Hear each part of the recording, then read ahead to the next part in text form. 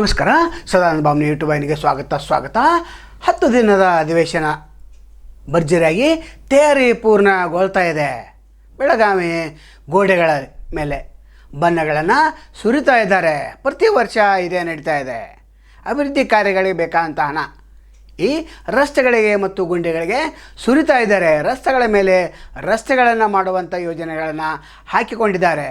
ಈ ಅಧಿವೇಶನ ಫಲಪ್ರದ ಆಗಬೇಕಾದ್ರೆ ವಿರೋಧ ಪಕ್ಷಗಳು ಕೂಡ ಕೈ ಜೋಡಿಸಬೇಕಾಗ್ತದೆ. ಕೇವಲ ಧರಣಿ ಸತ್ಯಾಗ್ರಹದಲ್ಲಿ 10 ದಿನ ಅಧಿವೇಶನ ಮುಗಿಬಾರ್ದು. ಈ ಭಾಗ ಜನ ಏನು ಹೇಳ್ತಾರೆ ಅಂತಂದರೆ ಉಂಡು ಹೋದ ಕೊಂಡು ಹೋದ ಅಂತ ಆಗಬಾರ್ದು.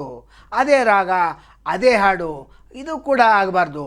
ಇಲ್ಲಿಯ ಜನರ ಆಶೋತ್ತರಗಳೇನಿವೆ ಅಂತಂದರೆ ಉತ್ತರ ಕರ್ನಾಟಕದ ಜ್ವಲಂತ ಸಮಸ್ಯೆಗಳಿವೆ. ಸಾಕಷ್ಟು ನೀರಾವರಿ ಯೋಜನೆಗಳಿಗೆ ಹಣದ ಕೊರತೆ ಇದೆ. ಇದನ್ನು ಬಿಡುಗಡೆ ಮಾಡಬೇಕು. ಅದು ಅಲ್ಲದೆ ವಿಶೇಷ ಪ್ಯಾಕೇಜ್ ಕೂಡ ಬಿಡುಗಡೆ ಮಾಡಬೇಕು. ಹಿಂದಿನ ಎಲ್ಲ ಸರ್ಕಾರಗಳು ಕೂಡ ಬೆಳಗಾವಿಯ ಸುವರ್ಣಸೌಧ ಅಧಿವೇಶನ ನಡೆಸುವಲ್ಲಿ ಅಯಶಸ್ವಿಯಾಗಿವೆ, ವಿಫಲವಾಗಿವೆ ಅಂತೇಳಿ ಜನ ಮಾತಾಡ್ತಾರೆ. ಇನ್ನು ಯೂಟ್ಯೂಬ್ ಚಾನಲ್ದವರು ಕೂಡ ಸರ್ಕಾರವನ್ನು ತರಾಟೆಗೆ ತೆಗೆದುಕೊಳ್ಳಬೇಕು. ಯಾಕಂದರೆ ಮೇನ್ ಸ್ಟ್ರೀಮ್ ಮೀಡಿಯಾ ಆಗಲಿ ಅಥವಾ ದಿನಪತ್ರಿಕೆ ಆಗಲಿ ಈ ಕೆಲಸವನ್ನು ಮಾಡೋದಿಲ್ಲ. ಸರ್ಕಾರ ಏನು ಮಾಡಬೇಕು? ಸರ್ಕಾರ ಮಾಡುವಂಥ ಪ್ರಮುಖ ಕೆಲಸಗಳ ಪಟ್ಟಿ ಮಾಡಿ ನೀವು ವರದಿಯನ್ನು ಮಾಡಬೇಕು. ಯಾಕಂದರೆ ಈ ಸರ್ಕಾರ ಅನಿಸ್ತಾ ಇರೋದು ಸೋಷಿಯಲ್ ಮೀಡಿಯಾಗಳಿಗೆ. ನೀವು ಎಚ್ಚೆತ್ತುಕೊಂಡು ಸಂಪಾದಕರು ಸರ್ಕಾರವನ್ನು ಸರಿದಾರಿಗೆ ತರುವಂಥ ಪ್ರಯತ್ನವನ್ನು ಮಾಡಬೇಕು. ಕ್ಯಾಬಿನೆಟ್ ಮೀಟಿಂಗ್ದಲ್ಲಿ ಒಳ್ಳೆಯ ವಿಶೇಷ ಸುದ್ದಿ ಬರುವಂಥ ಒಂದು ಪ್ರಯತ್ನವನ್ನು ಮಾಡಬೇಕು. ಯಾಕಂದರೆ ಇಲ್ಲಿವರೆಗೆ ಪ್ಯಾಕೇಜ್ ಘೋಷಣೆ ಆಗಲಿಲ್ಲ.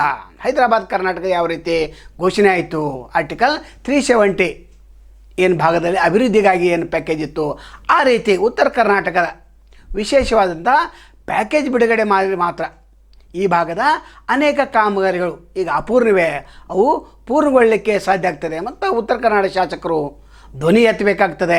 18 ಶಾಸಕರು ಕೂಡ ಬೆಳಗಾವಿ ಸುವರ್ಣಸೌಧದಲ್ಲಿ ಮಾತಾಡಬೇಕಾಗ್ತದೆ. ಕೇವಲ ಇಬ್ಬರು ಮಾತಾಡಿದರೆ ಸಾಲದು. ಕಬ್ಬಿನ ದರದ ಸಮಸ್ಯೆ ಕೂಡ ಹಾಗೇ ಇದೆ. ಏನು ಸರ್ಕಾರ ನಿಗದಿಪಡಿಸಿದಂಥ ಅದೇನು ದರ ಇದೆ ಅದನ್ನು ರೈತರು ಒಪ್ತಾ ಇಲ್ಲ. ನಂತರ ಸಕ್ಕರೆ ಮಾಲೀಕರ ಮೀಟಿಂಗ್ ಕೂಡ ಈಗಲೇ ಕರಿಬೇಕು. ಯಾಕಂದರೆ ಧರಣಿ ಸತ್ಯಾಗ್ರಹದಲ್ಲಿ ರೈತರು ಸರ್ಕಾರವನ್ನು ತರಾಟೆಗೆ ತೆಗೆದುಕೊಳ್ಳೋಕ್ಕಿಂತ ಮೊದಲು ಇವರು ಎಚ್ಚೆತ್ತುಕೊಂಡು ಕೆಲಸ ಮಾಡಬೇಕು. ಹೆಚ್ಚು ಧರಣಿಗಳು ಆಗದಂತೆ ನೋಡ್ಕೊಳ್ಬೇಕು. ಯಾಕಂದರೆ 70-80 ಧರಣಿಗಳಾದರೆ ಸರ್ಕಾರಕ್ಕೆ ಕೆಟ್ಟ ಹೆಸರು ಬಂದೇ ಬರ್ತದೆ. ಅದಕ್ಕಿಂತ ಮುಂಚೆ ಏನು ಜಿಲ್ಲಾ ಮಟ್ಟದ ಅಧಿಕಾರಿಗಳಿದೆ, ಆಯಾ ವಿಭಾಗದ ಅಧಿಕಾರಿಗಳಿದ್ದಾರೆ, ಅವರೆಲ್ಲ ಮೀಟಿಂಗ್ ಕರೆದು ಈ ಹೋರಾಟಗಾರನ ವಿಶ್ವಾಸಕ್ಕೆ ತೆಗೆದುಕೊಳ್ಬೇಕು. ಇನ್ನು ಉತ್ತರ ಕರ್ನಾಟಕದ ಮಂತ್ರಿಗಳು ನೀವು ಕೂಡ ಒಂದು ಪ್ಯಾಕೇಜನ್ನು ಘೋಷಣೆ ಮಾಡಬೇಕಂತೆ ಮುಖ್ಯಮಂತ್ರಿಗಳ ಮೇಲೆ ಒತ್ತಡ ಆಗಬೇಕು. ಯಾಕಂದ್ರೆ ಅನೇಕ ಯೋಜನೆಗಳಿಗೆ ಈಗ ಹಣ ಕೊರತೆಯಾಗಿದೆ. ಯಾಕಂದ್ರೆ ಪಂಚ ಏನು ಗ್ಯಾರಂಟಿಗಳಿಗೆ ಹಣ ಹೋಗ್ತಾ ಇದೆ. ಪ್ರತಿ ವರ್ಷ 56,000 ಕೋಟಿ ಹಣ ಖರ್ಚು ಮಾಡಬೇಕಾಗಿದೆ. ಅಭಿವೃದ್ಧಿ ಕಾರ್ಯಗಳಿಗೆ ಕೆಲಸಕ್ಕೆ ಹಣ ಸಾಲ್ತಾ ಇಲ್ಲ ಅಂತ ಖರ್ಗೆ ಅವರು ಕೂಡ ಇದನ್ನು ಹೇಳಿದ್ದಾರೆ. ನೀವು ಬಜೆಟ್ ನೋಡಿ ಈ ಗ್ಯಾರಂಟಿಗಳನ್ನು ಘೋಷಣೆ ಮಾಡಿ ಅಂತ ಹೇಳಿದ್ದಾರೆ. ಕೆಲವು ಜನ 2-3 ಗ್ಯಾರಂಟಿಗಳನ್ನು ಬಂದ್ ಮಾಡೋಂತನೂ ಕೂಡ ಹೇಳ್ತಾ ಇದ್ದಾರೆ. ಯಾವುದು ಯೋಗ್ಯ ಯಾವುದು ಅಯೋಗ್ಯ ಸರ್ಕಾರ ಕೂಡಲೇ ನಿರ್ಣಯವನ್ನು ತೆಗೆದುಕೊಳ್ಬೇಕಾಗ್ತದೆ. ಕೇವಲ ಬಂದು ಭಾಷಣ ಮಾಡಿದರೆ ಸಾಲದು. ಉತ್ತರ ಕರ್ನಾಟಕದ ಬಗ್ಗೆ 4 ದಿನ ಚರ್ಚೆ ಆಗಬೇಕು. ಖಾದರ್ ಅವರು ಕೂಡ ಅದನ್ನೇ ಹೇಳಿದ್ದಾರೆ. ಬಸವರಾಜ ಹೊರಟ್ಟಿಯವರು ಕೂಡ ಅದನ್ನೇ ಹೇಳಿದ್ದಾರೆ. ನಂತರ ವಿರೋಧ ಪಕ್ಷ ಆರ್ ಅಶೋಕ ಅವರು ಕೂಡ ಅದನ್ನೇ ಹೇಳಿದ್ದಾರೆ. ಆದರೆ ಹೇಳಿದರೆ ಮಾತ್ರ ಸಾಲದು. ದಕ್ಷಿಣ ಕರ್ನಾಟಕದವರು ಕೂಡ ಉತ್ತರ ಕರ್ನಾಟಕ ಸಮಸ್ಯೆ ಬಗ್ಗೆ ಇಲ್ಲಿ ಬಂದು ಮಾತಾಡಬೇಕು. ಯಾಕಂದ್ರೆ ಜಾನ ಭಾಷಣಕಾರರಿದ್ದಾರೆ, ನೀವು ಹೆಚ್ಚು ಮಾತಾಡಬೇಕು. ಕಳೆದ ಅಧಿವೇಶನದಲ್ಲಿ ಕೂಡ ಉತ್ತರ ಕನ್ನಡ ಶಾಸಕರಿಗಿಂತ ದಕ್ಷಿಣ ಕರ್ನಾಟಕ ಶಾಸಕರು ಹೆಚ್ಚು ಭಾಗವಹಿಸಿ ಉತ್ತರ ಕರ್ನಾಟಕಕ್ಕೆ ನ್ಯಾಯ ಸಿಕ್ಕಿಲ್ಲ. ಇಲ್ಲಿಯ ಜನರ ಬೇಡಿಕೆ ಇನ್ನೂ ಈಡೇರಿಲ್ಲ. 500 ಕೋಟಿಗೂ ಹೆಚ್ಚು ಹಣ ಖರ್ಚು ಮಾಡಿದರೂ ಕೂಡ ಅಧಿವೇಶನ ಫಲಪ್ರದ ಆಗ್ತಾನೇ ಇಲ್ಲ.